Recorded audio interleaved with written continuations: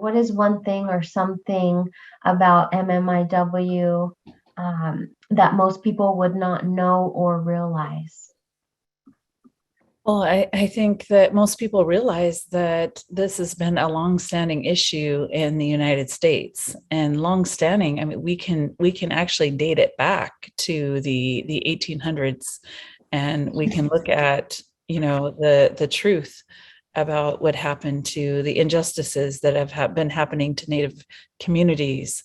And as we go back, we look at some of the first genocidal policies, including the U.S. boarding school policy, and it's largely been written out of the history books.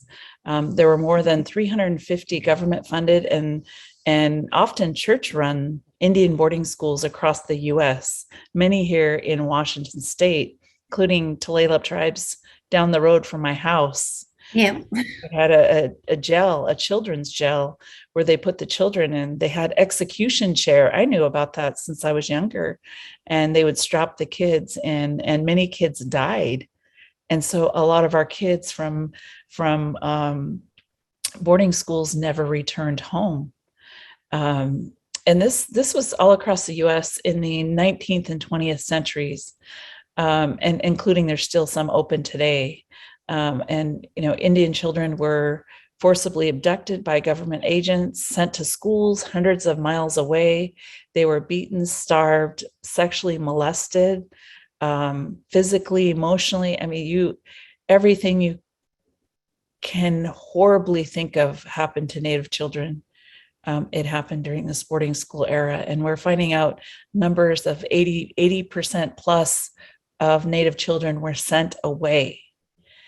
And I went to the University of Washington. I'm college educated. I studied, throughout my life. I've been a learner, and we didn't get these numbers, including most people don't know the numbers. I'm the director of policy, and I'm just finding out these numbers through working with the U.S. government and the Department of Interior. Thankfully, we have U.S. Secretary Deb Haaland, who is asking her department to please get the records and let's find out what happened. Why are these atrocities still occurring in our communities? Why are Indian women, why are they missing? Why are they murdered at sometimes 10 times the rate of other women in this country? Right. And so, I mean, there's so much to say to this, but the loss of our language, the loss of our identity, there's just compounds the issue to why Indian women are targeted. We're put on reservations. We're without the jurisdiction that has been, for us, when I was young, we would call the police and they'd say, well, are you on tribal land?